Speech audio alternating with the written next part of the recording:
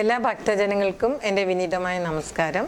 ഗുരുവായൂർ ശ്രീമദ് ഭാഗവത സത്ര സമിതിയുടെ ആഭിമുഖ്യത്തിൽ 42ാമത് അഖില ഭാരത ശ്രീമദ് ഭാഗവത മഹാസത്രം ആലപ്പുഴയിലെ കലവൂർ മാരൻകുളങ്ങര ശ്രീ ഭഗവതി ക്ഷേത്രത്തിൽ വെച്ച് നടക്കുകയാണ്.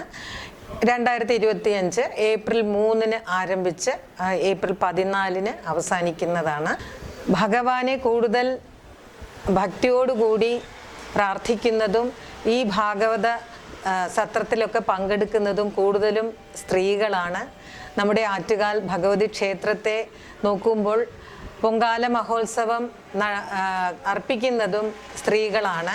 പൊങ്കാല എന്ന് പറയുമ്പോൾ അത് യാഗത്തിന് സമാനമാണ്, ഇതിന് ചുറ്റും ഒരു യാഗത്തിന് തുല്യമാണ്. അതുപോലെ തന്നെയാണ് ഒരു മഹാസത്രവും യാഗത്തിന് തുല്യമാണ്. അപ്പോൾ ഈ നമ്മുടെ ആറ്റുകാൽ പൊങ്കാല അർപ്പിക്കുന്നത് പോലെ സ്ത്രീജനങ്ങൾ കൂടുതലും യാഗത്തിൽ പങ്കെടുത്ത് ഭഗവാന്റെ എല്ലാ പ്രാർത്ഥനയും അല്ലെങ്കിൽ ഭഗവാന്റെ എല്ലാ നന്മകളും നേടിയെടുത്ത് ഈ സത്രത്തെ നല്ല രീതിയിൽ കാണണം.